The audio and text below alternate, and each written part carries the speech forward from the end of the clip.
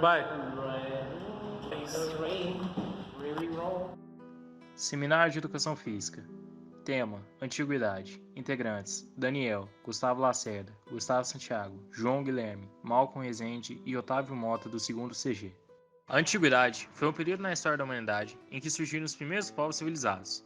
Também chamada de Idade Antiga, essa época se refere desde o momento de descoberta e uso da escrita até o declínio do Império Romano Ocidental em 476 d.C. A invenção da escrita aconteceu aproximadamente em 4000 a.C., o que proporcionou às civilizações um recurso de comunicação. Funcionou e funciona até hoje como método para registrar acontecimentos.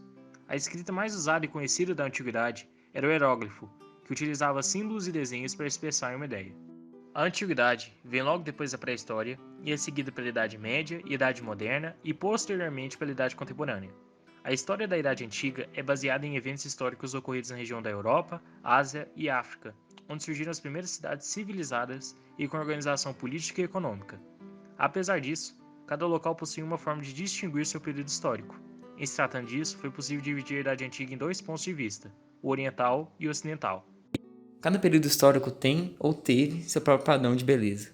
O que era considerado bonito e atraente ontem, hoje parece estranho e louco.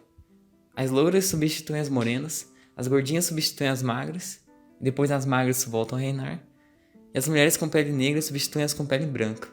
A moda está sempre se reinventando. A cultura da Idade Antiga era voltada ao corpo humano, que representava a natureza e a liberdade. Os gregos, além de não se envergonharem de seus próprios corpos, também cuidavam deles com maquiagens, roupas e atividades físicas. Afinal de contas, acreditavam que uma pessoa bonita tinha uma mente bonita. De acordo com o padrão da época, uma mulher bonita deveria ter pele clara, cabelo ruivo, lábios grandes e quadris largos. Maquiagem era considerada parte integrante do cotidiano das nobres. Cosméticos, os que existiam na época, vinham da China e Gália, região onde hoje ficam os territórios da Itália e da França, ou eram feitos sob encomenda. As mulheres ricas, inclusive, possuíam escravas especialmente treinadas, que faziam maquiagem para elas e as retocavam durante o dia. A pele branca e pura era um atributo importante da beleza na antiguidade. Embora as gregas e as romanas fossem morenas, elas costumavam clarear a pele com azeite de oliva, fazer peeling com as tecnologias disponíveis e tomar banhos de leite para eliminar sardas e rugas. Faziam máscaras de gordura de cisne, mel ou vinagre. Essas substâncias possuíam um cheiro muito forte, o que causava descontentamento entre os homens. As bochechas rosadas eram consideradas atraentes e sensuais, e os cílios longos eram um sinal de castidade. Era inaceitável que uma mulher romana tivesse pelos no corpo. Eles eram removidos com resina e raspados com uma pedra pómez. Curiosamente, as monocelhas eram populares entre as gregas.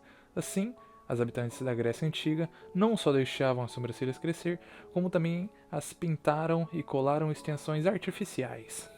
As exigências quanto ao corpo do homem eram mais rigorosas do que para as mulheres. O homem da Idade Antiga deveria ter ombros largos, pelvis estreita, postura ereta e músculos desenvolvidos. Para isso, eles passavam 8 horas por dia treinando nas academias de então.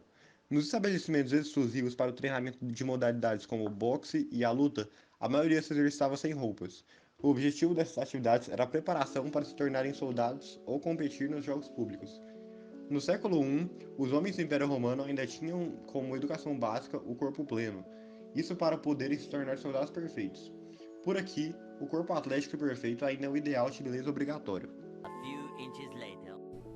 Alguns rapazes também usavam cosméticos, mas contra a aprovação da sociedade.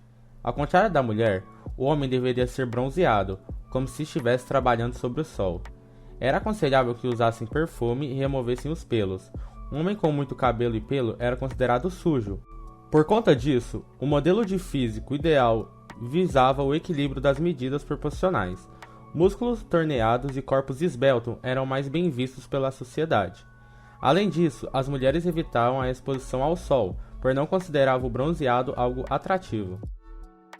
As crianças eram obrigadas a frequentar ginásios, as primeiras academias esportivas. Os esportes eram parte central da educação dos homens. Os atletas se exercitavam sem roupa, em busca de um resultado perfeito. A ideia é que eles estivessem prontos para o serviço militar. Esses detalhes podem ser encontrados nas diversas estátuas gregas, esculpidas em mármore e que traziam corpos definidos, muitas vezes comparados aos deuses gregos, como a escultura de Vênus de Milo e de Apolo. Com o domínio de Roma sobre a Grécia e a extensão disso para outros países da Europa, Ásia e África, a adoção desses padrões seriam fortemente difundidos pela antiguidade. Não é à toa que a estética grega é até hoje referencial nos estudos com Sócrates, Platão e Aristóteles.